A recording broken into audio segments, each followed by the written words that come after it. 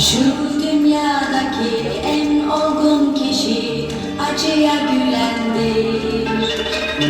Şu dünyadaki en soylu kişi insafa gelendir. Şu dünyadaki en zengin kişi gönül fethedendir.